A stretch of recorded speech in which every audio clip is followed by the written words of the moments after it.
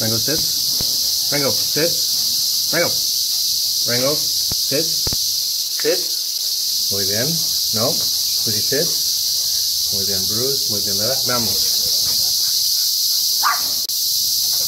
So I apologize on behalf of what sounds like millions and millions of cicadas.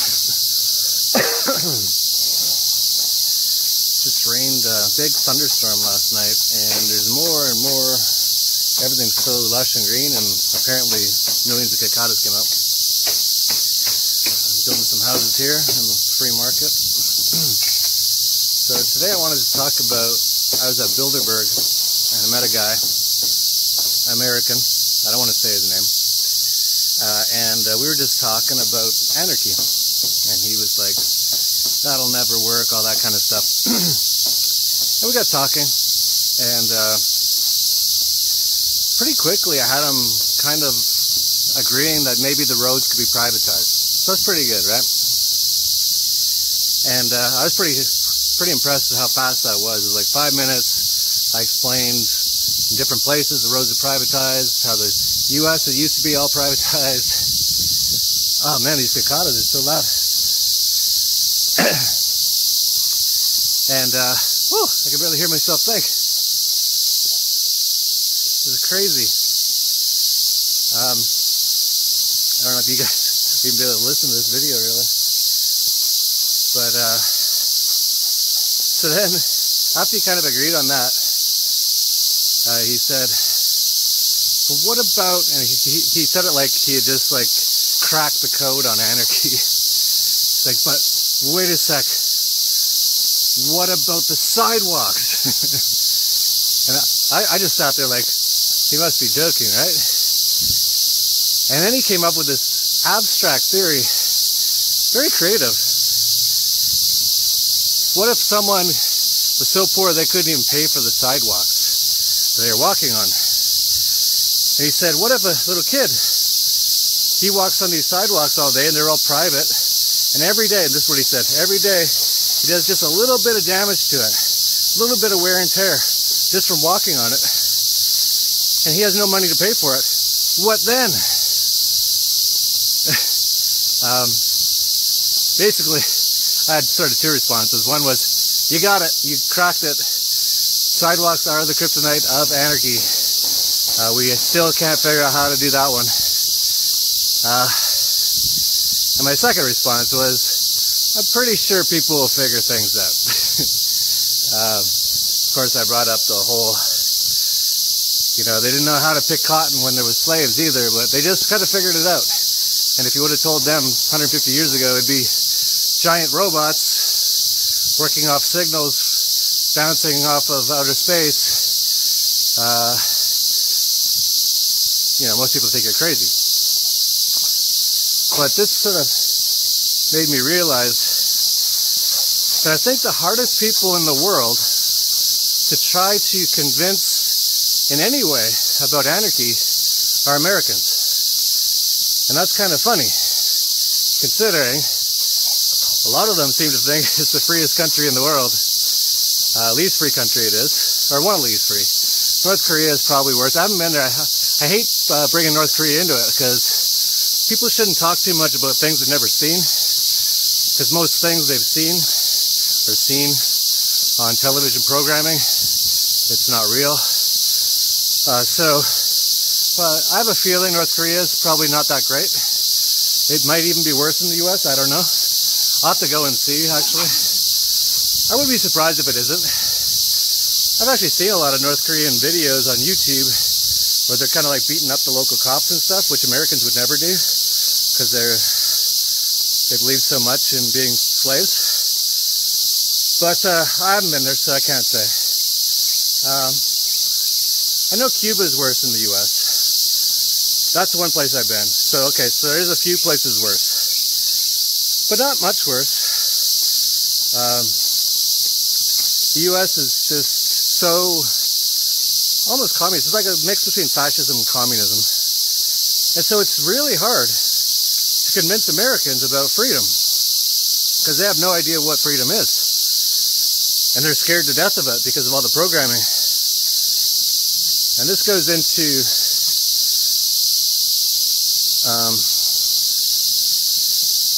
like I heard one person say on the internet the other day that well, they're talking about libertarians, but they could also mean anarchists, I think. But they're saying, yeah, they're totally losing in the U.S. because they don't know what they're doing. And they brought up Gary Johnson, of course, yeah, no, I agree with that. But I think they're talking about liberty in general. Of course, the Libertarian Party of the U.S. is like one idiot and Hillary Clinton supporter. The U.S. is just gone, right? And that's sort of my point. This person was saying libertarianism is dying because in the U.S. it's dying. My point to that is everything's dying in the U.S. The U.S. is turning to hell rapidly now. And so just to use the U.S., like a lot of people just have never left the U.S. Just use that as the example. It's like, well, who cares about the U.S.? Like that place is so screwed up. It's so enslaved. It's got by far the biggest, by far the biggest government in the world, by far the most dangerous government in the world, by far the most people in rape camps, who never hurt anyone. So like these are like concentration camps for Americans. It's got like millions of people in there. So to say, oh, libertarianism is losing because it's losing in the U.S. In fact, I would argue it's not losing in the U.S. I think it is growing. But there's so many people that are so brainwashed, it's really hard to even see it. And basically, now they've got so many people brainwashed in this left-right paradigm that if you gotta be one or the other. You gotta be left or right. And if you're not one, you're gonna get killed by the other. Which is exactly what they want you to think. But so many people have fallen for this. This is the whole alt-right sort of thing. It's kind of sad. They're going to create their own self-destruction and possibly destroy us in the process, which is great, right? And they make fun of us like, hey, we're going to destroy the entire world and you guys aren't helping. It's like, damn right we're not helping. And they're like, well, we're going to do it anyway. And you guys are a bunch of losers, and they're going to end up just creating hell on earth, and we're going to be sitting there in the middle of it. Us losers, us cowards who don't want to attack other people who've never hurt us.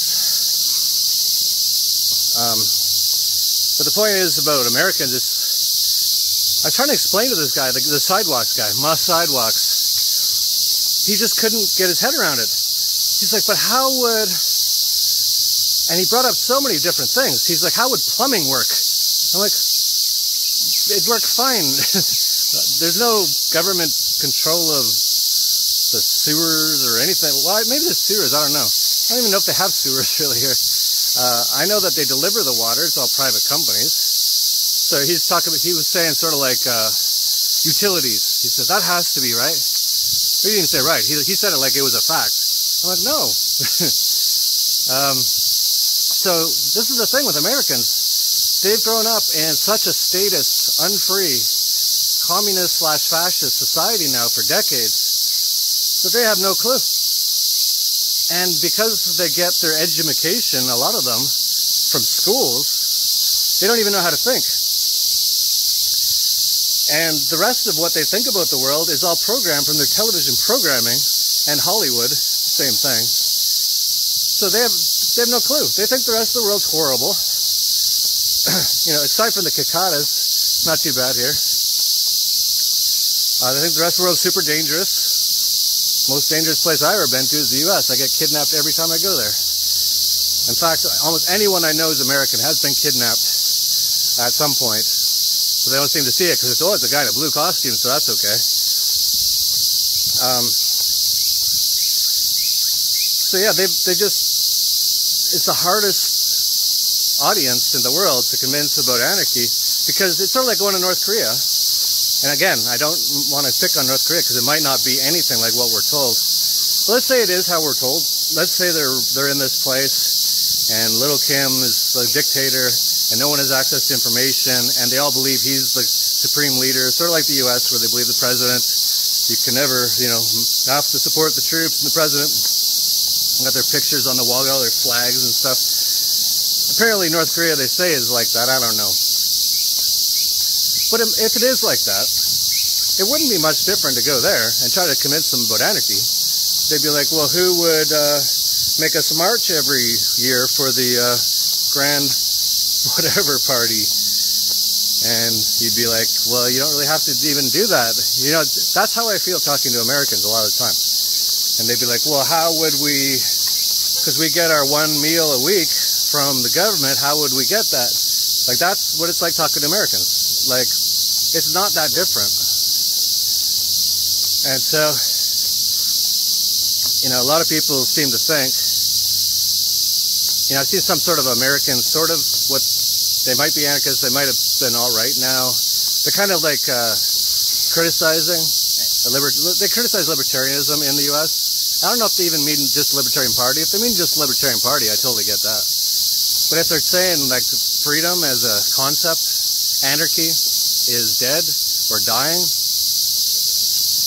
it might be, like I said, in the US a little bit, but it's not in most places. In most places it's growing tremendously. So, you know, it's sort of like, again, trying to tell a North Korean, and the North Korean's like, well, liberty's dead because look, little Kim does all this stuff and we can't convince anyone otherwise. It's like, yeah, but just go to South Korea. And, you know, it's not perfect, it's not anarchy or anything, but it's a lot better. There's like 1 million people in the streets, they want to get the president out, they want to put another one in. It's stupid, I know, but it's a lot better. So it's sort of like that, trying to talk to Americans again. So, yeah. So this guy's mean. Oh, here's the other thing. So we get down to it, and we agreed that maybe we don't know how sidewalks would work, just for fun, right? Because I don't even want to go there. That's so bizarre. And, but here's the thing, like, we're talking about, we've got it down to just sidewalks now, right? Me and this guy. But then, let up, Ben. Let up. Let it go. Where's it go? Let up. Maybe an angle. So it's like a bizarre conversation, because we were actually at Bilderberg, and the guy was like, you know, I don't see what's wrong about what these globalists are doing here. But then at the same time, he's like, you know, I'm a very small government. I don't think the government should provide any services, just infrastructure is what he said. Well, there's two, obviously he hasn't thought about it very much if he thinks there's nothing wrong with what these globalists are doing. But secondly, why are we even getting into the finer details then? Because if he really believes that, then let's try as hard as possible to get to that point that he thinks is the furthest we can go, which I'm 100% on board with.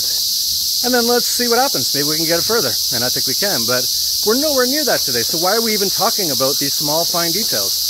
It's like sitting in the middle of a forest fire and talking about, you know, how one day we'd like to see a baseball game or something. It's like, yeah, but let's get out of this forest fire right now. And, Lucy, no. Lucy! Lucy! Let him in. Lucy, sits. Lucy. You know, so it's like, why are we even having these conversations? Like, if it's a conversation for fun, fine. But he was quite serious. Like he wanted to really make sure that I knew anarchy wouldn't work. It's like, well, if you really truly believe that we need a much smaller government, let's just not even bother going into those details yet. They'll see it as it happens. He can't even imagine how you get water without the government, right? Like, they deliver it to my house here every day, private company. Private roads all over the place. In Chile, all the highways are private. Most beautiful roads I've ever been on. Bless you. So, what was somebody here? Oh, schools. Yeah. Like, what about schools? Like, oh my God, close every school right now. It's the worst thing you could ever do to kids. But then, actually the very worst thing you can do is a government school. Do the Pledge of Allegiance and, you know, it's a lot of things that he's saying the government needs to do. no one needs to do. They just needs to be done away with. That's most of the problem. He's like, who's going to indoctrinate everybody so they're like me and they can't think? It's like, let's stop doing that. So that's basically what I wanted to talk about today. My sidewalks and how hard it is to talk to Americans about freedom. And I totally get it for all the people out there who complain. I see them on Facebook all the time. They're like, I can't do it anymore. It's like, yeah, I totally get it. I wouldn't either. If I lived in the US, God forbid, I wouldn't talk to anybody. I'd just do my own thing. It's not gonna, it's like being in North Korea, like I said. It's like brainwash people. There's no point. Just get out of there. There's so many other places in the world. But I should get a little plug to Larkin Rose. If you do want to find out how to kind of convince people of other stuff, check out Larkin Rose's Candles in the Dark thing. I haven't been to it myself, but I've heard good things. And what I'm hearing about sounds really interesting. Sounds like he's got some really excellent ways to actually start to convince some people. And maybe I don't even know them. And I've been doing this for years. From what I'm hearing about it, sounds like he's got some techniques I don't even know. So, my only problem is time. So if he was here doing one for 2 days, I'd be like, tell me what you're going to be doing those 2 days. I probably know 80% of it. I want to come for the 10 or 20% I don't know. I'm just busy. But check out his stuff.